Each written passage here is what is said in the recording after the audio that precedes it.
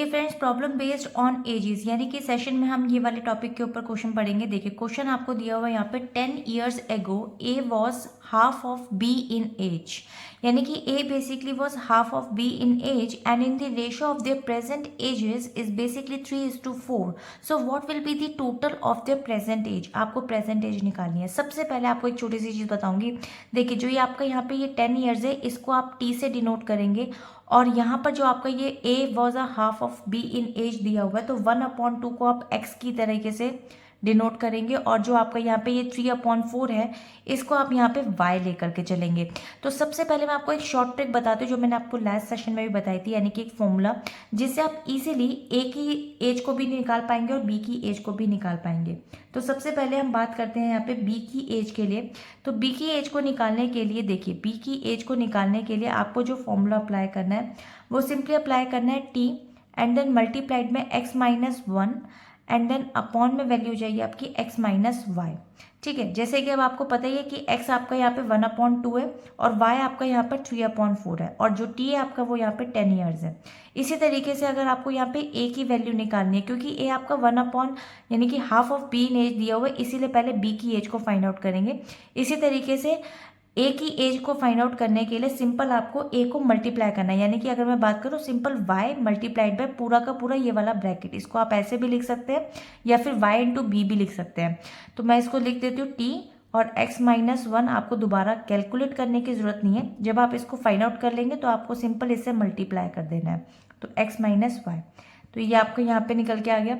इसके बाद हम सबसे पहले सब्स्टिट्यूट वैल्यू करते हैं, लेकिन सबसे पहले हम अगर बात करें यहाँ पे 10 years ago की, तो 10 years ago जो A है आपके पास में, so A was basically 1/2 of B's age, यानी कि B की एज के मुकाबले में जो आपका A की वैल्यू है वो हाफ है।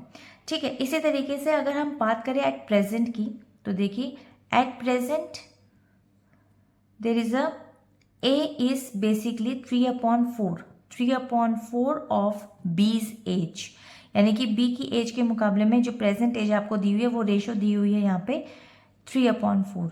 ठीक है, तो ये भी हम निकाल लेंगे यहाँ पे, ए भी यहाँ पे लिख देते हैं 20 की एज के अकॉर्डिंग है।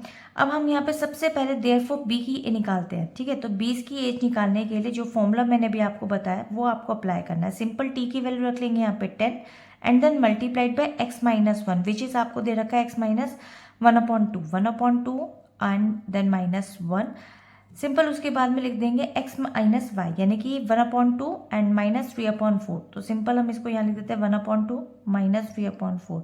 नाउ फाइंड आउट कर लेते हैं, 10 आ जाएगा एंड 10 मल्टीप्लाइड बाय आप देख सकते हैं 2 आपका एलसीएम आ गया, तो यहाँ पर तो 1 आएगा लेकिन यहाँ -2 आएगा, तो ये हो जाएगा -1/2। ठीक है, -1/2 को जब आप कट करेंगे तो आपकी वैल्यू माइनस में आएगी। इसी तरीके से 4 एलसीएम लेंगे तो ये हो जाएगा आपका 2 - यानी कि -1/4।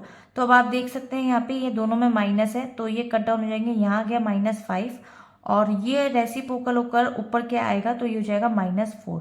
तो माइनस माइनस कट डाउन, ये आ गया आपका 20 ईयर्स। तो 20 ईयर्स आपकी बेसिकली जो वैल्यूज निकली है वो निकली है बी की एज की। तो सिंपल आपको ए की एज निकालने के लिए सिंपल आपको क्या करना है यहाँ पे 3/4 को, यानी कि जो ए की वैल्यू थी रेशो जो प्रेजेंट एज की थी उसको बी से मल्टीप्लाई करना है, यानी कि 20 से।